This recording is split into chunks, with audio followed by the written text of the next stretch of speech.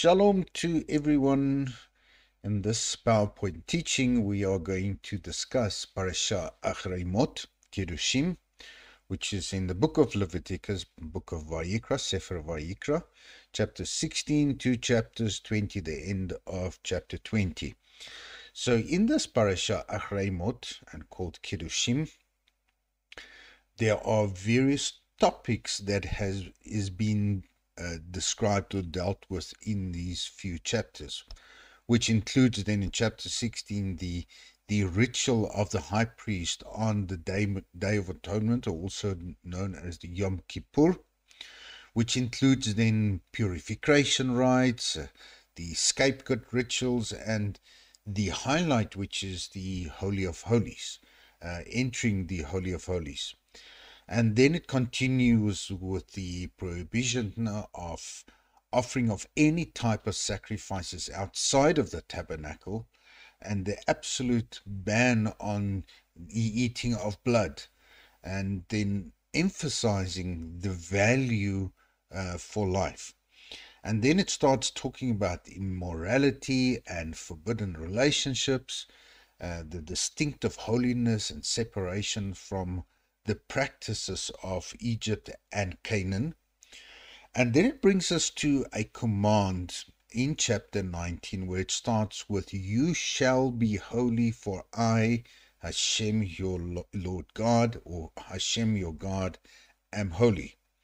So we understand that holy refers to being set apart. So you shall be set apart as I am Hashem, your God, or also set apart. And then it follows then various ritual laws and dealing with social ethics, and then completing chapter, or finalizing chapter 20 with a penalty of digression of these laws, which emphasizes the call for the Israelite to be absolute, distinctive, and pure. So the challenge that we have spoken about previously is that when we read the book of Leviticus, Sefer Vayikra, it is very difficult to sometimes connect with some of these things that has been spoken or described within the parasha, specifically when it talks about the rituals, which is on the Day of Atonement, the separation from the practice of Egypt and Canaan, and even with the concept of being holy. So we find in this whole parasha there's a huge amount of, let's call it, ethics, which refers to moral, which refers to a religious ethics, which refers to community ethics. And somewhere in between all of this, I would want to talk about the loss of connection of the reader when he basically studies and reads these things, because we are not familiar with some of these things which are called Canaan or Egyptian practices. And even when we have to think to ourselves about the rituals which was on the Day of Atonement, are we really be able to comprehend the holiness of the day? Do we really absolutely be able to comprehend a high priest going into the Holy of Holies? So I would like to then spend some time just trying to re-establish some sort of mental connection to what we are reading in the Bible, and trying to make it a little bit alive, to understand why it is so important and why we still have to keep on studying it today. So the key themes that we find then in this book of Vayikra, and also in this specific parasha, which is Achrei Mot Kerushim, is the absolute set apartness, the holiness, which is both ritual and ethical. So it's on a physically day-to-day activity revolving around the temple and the tabernacle, and also on a moral level. And then the individuals and communals' responsibility within this whole chapters that we are reading, and the absolute separation from pagan practices. Now, sometimes we just have a connection loss to understand in what is these pagan practices, but the scripture does deal within this few parasha, or this few chapters, about some of the practices of child sacrifice. So as much as there are not many practices today that performs child sacrifices, sometimes it's hard to connect to that, but we can take the shadow and the pattern coming from that and dealing with the idea of sacrificing a child in terms of certain practices that are today. So talks about the key themes of justice and compassion and sanctity in daily life. So these are key themes that we can highlight, and we can say, well, this is lessons that come from this parasha. But the challenge still with this is that when we look at the first temple, which was built in 597 to about 586 BCE, and if we look at the second temple, which makes it, which is more than 2 millennia ago, it really makes it very exceedingly challenging, and if not impossible, to fully grasp the experience and appreciate the true importance of some of these rituals, even if we have to couple it into this week's parasha, which is on the Day of Atonement. So as much as we do not know and we have not experienced some of these things firsthand, and we would have maybe experienced some of it when our forefathers have been able to tell us some of the stories, but we're not even in that fortunate process that we have our grandfathers or great-grandfathers would be able to tell us some of these important and to appreciate some of these experiences. So this has been so long time ago that we find, if we, for example, have to examine the Day of Atonement, the holiness of the day and everything that had to be coupled with the Day of Atonement, Yom Kippur, can we really and truly understand the yearning and recognizing some of the missing aspects, even from a lesson that we have to teach ourselves from an important day such as the Day of Atonement? And the answer is that it's very difficult to understand and to recognize some of the key points or even key lessons, because it just seems so unfamiliar. So when this parasha then reviews the various ritual laws and ethics, can we generally establish a connection? And the answer, it is very difficult to really have the same yearning that would have been in the time, at the time of the temple or the Mikdash, as we would be reading it today. So the connection is lost in what we would call in time, or lost in translation. So in order to keep the message and to keep the idea of what is written within the book of Vayikra, in Sefer Vayikra, to preserve that significance, we need to understand the role of the Mikdash. We need to understand the impact of the Mikdash and its rituals in an individual's life. And we'll have to spend some time studying sources and details and really make efforts to preserve the significance and the impact of the temple, or even the rituals of the temple, in a person's life. So as much as I would not be spending in detail a lot of ideas or connections within the Mikdash, I'll take, for instance, 2 or 3 examples and just try to bring it alive in order for the reader to, when continue reading, or when we reread the same parasha next year or in time to come, that we establish a little bit of a more connection every time we read it, so that it can come alive. And even within David, we see the Psalm says, will you just keep your life, make me alive according to your Torah.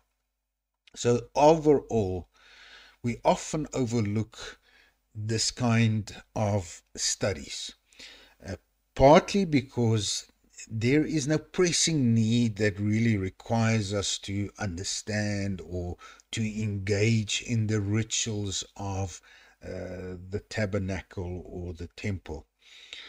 But because of this, we seem to lose sometimes the importance and the ideas of some of these, the importance of these rituals, and perhaps even the message to the reader in this case. So thus, because it is so, there is a failure to recognize the significance in the studying of the ancient cultures and testament laws, and that's why there is this continuously disconnect, or even this the struggle against the idea, but why do we have to study the laws?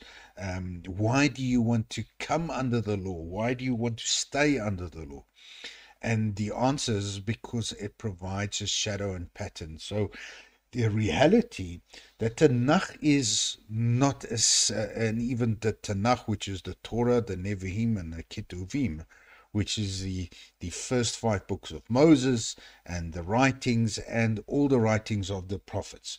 So the Tanakh in itself is not a history book, but it uses history and narratives to make a point. And in this PowerPoint presentation, I would want to use this history and narrative in order to make a point, and to even just understand some of these ideas of what is written in the parasha.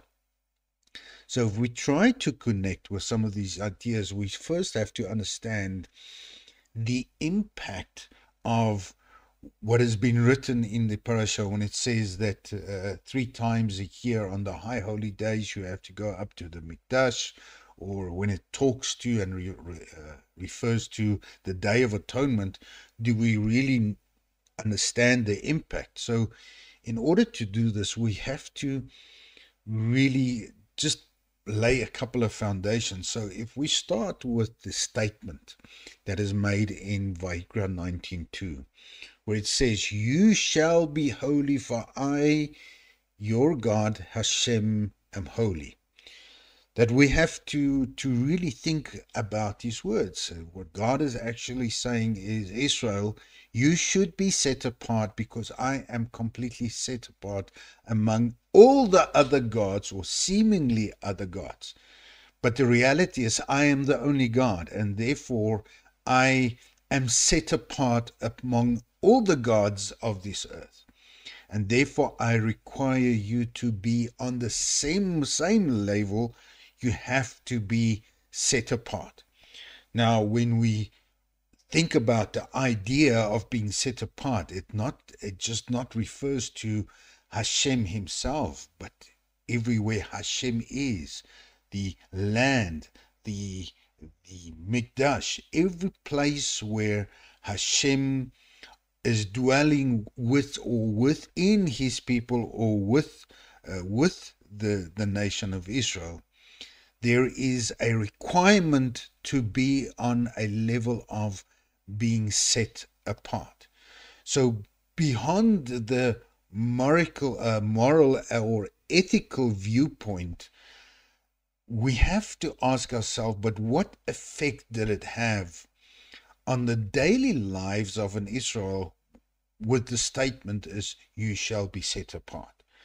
So when we have a tabernacle, and when the presence of Hashem is, in the case of the first temple, the first Mikdash, the presence of God was within the tabernacle.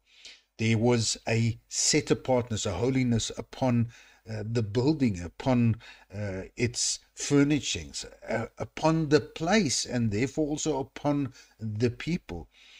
And what did this mean for the people that had to go up to the Mikdash, even that served in this Mikdash? So according to the Torah, it is commanded, for instance, that all males present themselves before Hashem your God 3 times each year at the site which he will choose, which we know was the place of the Mikdash, which was in Jerusalem in Israel. And in what ways did this set apartness, this holiness of God, shape the community, even the land, and even everything that was within the vicinity of God's holiness? How did it affect, and how did it really shape an individual's life? So we see, for instance, that in chapters 18 verse 5, it says, you shall keep my laws, my rituals, by the pursuit of which man shall live.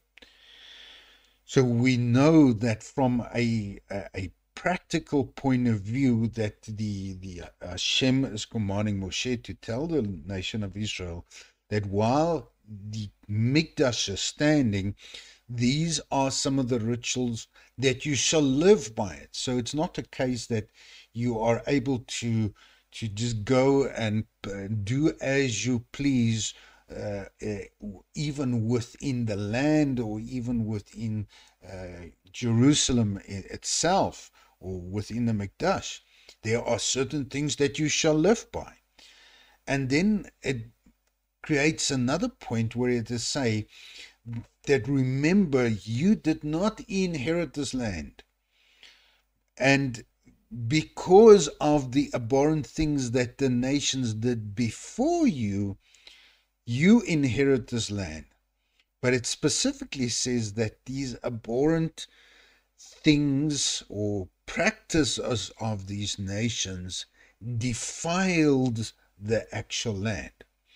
Therefore, the commandment of to be set apart, because the purity and the cleanliness and the set apartness of the nation will directly impact the land and even the environment. And we can actually see this now in the Tanakh as we read the history of the nation, that the practices of Israel, when they adopted some of these practices from the other nations, the land became defiled, and the land actually basically rejected or ejected the nation of Israel by God's hand because of its defilement. And therefore it continues and say, you shall faithfully observe my laws. So from a studying point of view, we would always want to sometimes try to understand, but how does this impact me as a reader? But before we can do this, we should understand, how did it impact the people within the nation?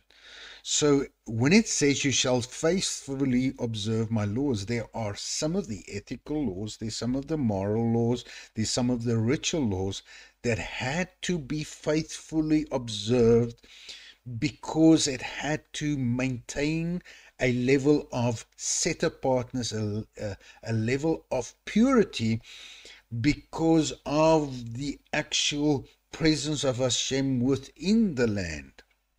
So we can see that it then continuously commanded the Israelites that they should not follow the practice of the nations that I'm driving out before you. For it is because of these things that I abhorred them. So if the history then tells us, or the narrative tells us, is that the nations were abundantly and abhorrent things in practices that defiled the land, this caused Hashem to to to basically eject him from the land. How much more will this be when the nation, God's chosen nation, will be pursuing the same practices? How much more would God then eject them from the land? Hence the fact that we understand that there are certain things that they had to do, they had to perform. It had to be part of their daily lives because of this impact.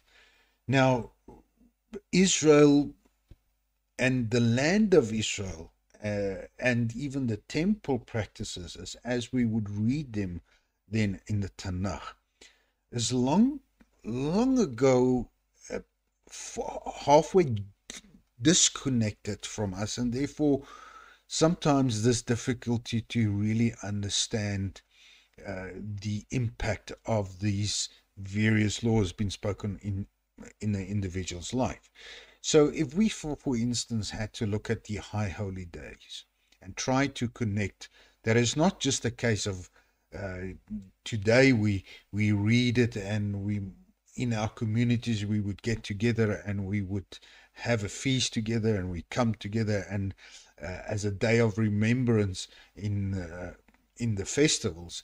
It was far more different in an individual's life. For instance, there was a whole aspect of journeying to the Mikdash. It's not even today where we would be able to just climb into a plane and go everywhere we want at any time that we want, because there are different time slots and so on. And there was much more that had to be considered to basically maintain, or even to keep the high holy days. And then apart from that, there was the whole point and significance of reaching the temple itself. So when you reach the temple, there was so many purity and purification that had to be done.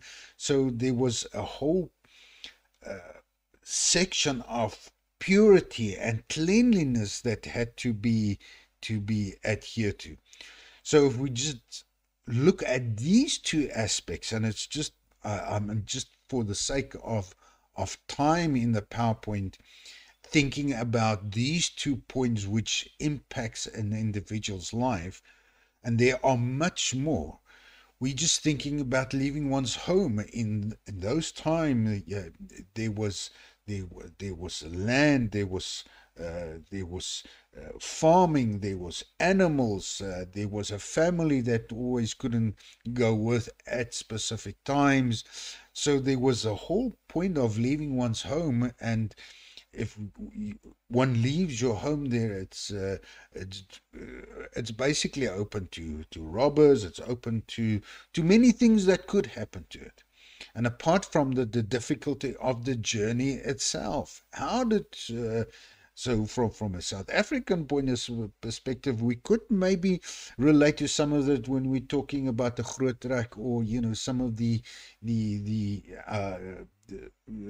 great journeys that happen in South Africa. But there was a difficulty in the journey. There's wild animals, there's so many things, and apart from that, when you do arrive in the land of Israel, you had to live somewhere, you had to eat something, you had to really be able to maintain, because it's not just a case of I'm flying in and I'll stay there 2 or 3 days and then I'll fly back. This was really an impact in an individual's life. And then when you reach the temple itself, there was the whole point of, for instance, in Pesach, where you had your animals to be checked, and even when it comes to purity laws and cleanliness laws, there are so many things that had to be done. So the point is that when we read some of these things, it is not just as easy as being read, and they did it. There was so many things that had to be formed and that impacted the individual's life. So individuals residing far from Jerusalem, and we're not even talking about, you know, those that were in maybe in Europe or even scattered in Europe after the second temple, that those journeys might had to even taken longer. But individuals residing far from Jerusalem faced a journey spanning 7 to 10 days just to reach the city, and they had to endure a comparable trek on their way back. So it's not just getting there, but it's coming back. So it's about a livelihood on your way there, it's a livelihood on your way back. And they spent their nights in the streets and various towns along the route. And this journey demanded a significant physical stamina. So just envision a family that comprised of a grandfather and a grandmother and parents and 6 to 8 small children, and including even babies. What the impact would be on a journey like this, just to attend a Yom Kippur or a Pesach, or some of the high holy days.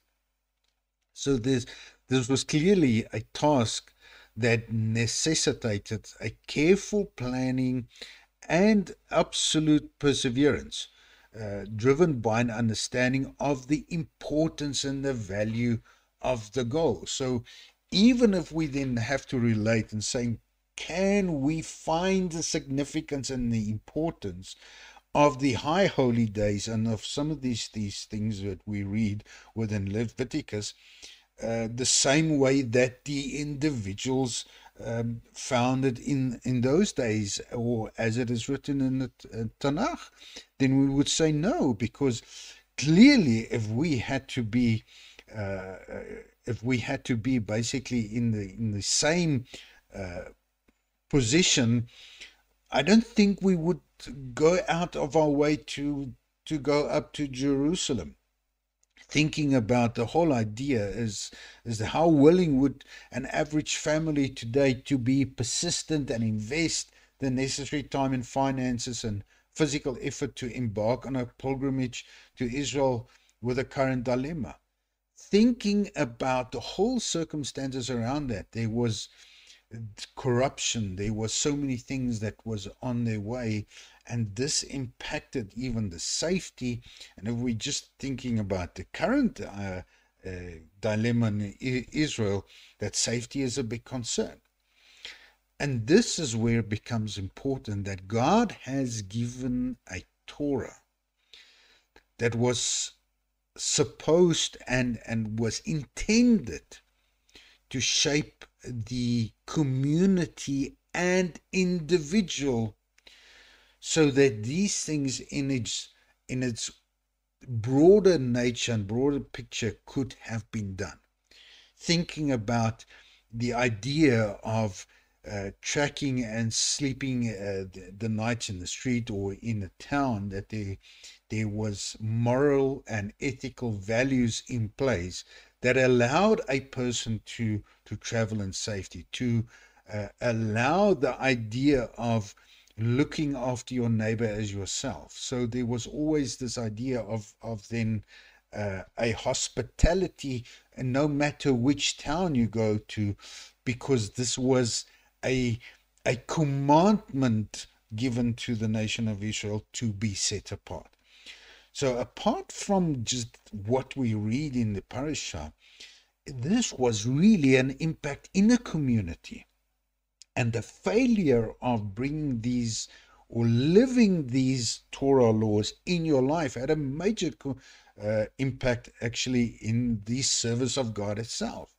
So when we look at the nations and there was corrupt and uncleanliness and things, and we're just thinking in the time of Lot and Sodom and Gomorrah, where it was unsafe even for a traveler to sleep in the plain of the night because of the unlawfulness happening there. This is what God continuously remanded and reprimanded the nation of Israel, is be set apart because I'm holy. Be set apart because I'm set apart. Be holy because I'm holy. Because this impacts then directly the service of God in performing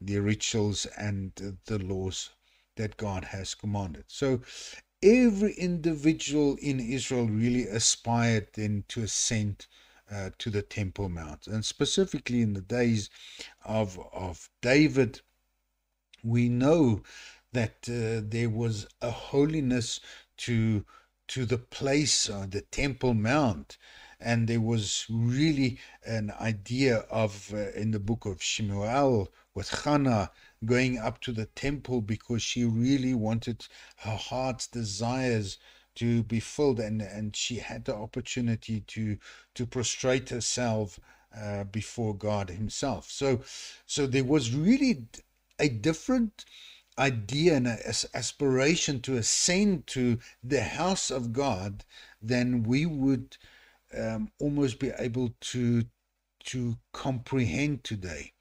And then there was a whole idea of observing the sacrificial rites. Is it really able to connect to taking an animal's life, and how would one feel by taking an animal's life? Would it impact our engagement in prayer before Hashem at the temple, and specifically when they presented their offerings, and the fact that they went up to be seen and also to see, because they wanted to see the fact that the priest can enter into the Holy of Holies, and that he comes out of the Holy of Holies on the day of Yom Kippur, and the sacrifice has been done. So there's a first-hand experience, and then basically this individual's aspiration to be part of that. And in order to achieve this goal, there was a literal impact into this individual's lives. For instance, it was not just a case of going up to the mountain, going to the temple.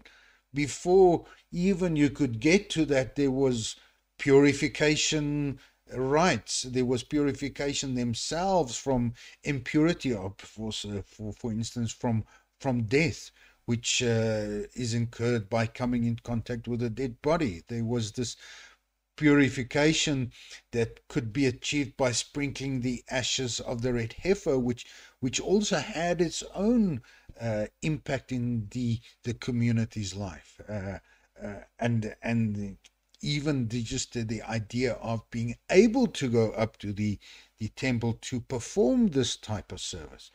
And additionally, each man needed to cleanse himself from impurities in the case of bodily emissions by immersing him in a ritual bath. So the whole idea, when we read the parasha of then you shall go up and you shall have the Day of Atonement, sometimes it is just not the connection to what really happened is somewhere lost in time. It's lost in translation. And therefore, this absolute importance to keep on studying, to keep on persevering through the studies, even if we do not fully comprehend it, but to try to really keep this alive. So the whole purification process for the preparation of the pilgrimage to the temple, as there was continually emphasis on upholding the purity of the temple, that had a huge impact in a daily lives. And therefore, we understanding is that you shall observe these laws faithfully. So individuals, for instance, are required to cleanse themselves uh, only when they intended to approach the Mikdash or partake in the consumption of the sacrificial meat, which if you did not go up to the temple, you don't have to do some of these purification and cleansing. But if you stayed in a town and there were people coming up to the town that was on their way to the Temple Mount, it means that there was an interaction between individuals, and purification and purity had also to be kept in some way. So the entire Temple Mount, the Mikdash, the everything surrounding this whole idea of holiness was connected to those most sacred locations. So individuals traveling there are in contact with people, are in contact with the land. So this this whole impact of this laws being kept faithfully concerned each individual on a day-to-day life when it was in the land of Israel. So we know that the pure were only permitted to enter, and great care was taken to maintain the sanctity of that area, the Temple Mount, because we know that when God says, I am holy, it means that the temple was holy, the Temple Mount was holy, and specifically referring to that the whole land of Israel was in a holiness apart from any other lands, and therefore people that had to reside and even go up to the temple had to be holy or set apart, since God was, or Hashem was, set apart. So this whole complete purity can be linked to the belief that the temple was the center of even the creation of the world. That we know that the Garden of Eden was situated in the Holy Land, and that everything connected to the Holy Land, the Mikdash and the Temple Mount, is pure, and therefore requirement from this Torah portion not to follow the practices of other lands, not to defile the land, because this land is where God resides. And specifically, if we then refer to the Zechariah 8 verse 3, it says that I will return to Zion and dwell in the midst of Jerusalem, and this shall be called the city of truth, the mountain of Hashem, of Yevaot, at the holy mountain. So we understand that Yirmiyahu tells us at the time Jerusalem shall be called the throne of Hashem, and all the nations shall be gathered to it, and the name of Hashem to Jerusalem. No more shall they follow the dictates of their evil hearts. So we have a clear understanding that the land of Israel, and even the Temple Mount, is then called to the throne of God, the seat of the throne of God. And therefore, when we then read in this parasha, be holy, be set apart, because I am set apart, then we have to take the effort and we have to think about the idea of what we have read and how it impacted ourselves. And if we had to be in the same situation today, we would also be able to, we would also need to be in line with some of these things. But now the Temple Mount is unfortunate, it is defiled. There is no temple to be established, but we know from prophecies that this will be happening.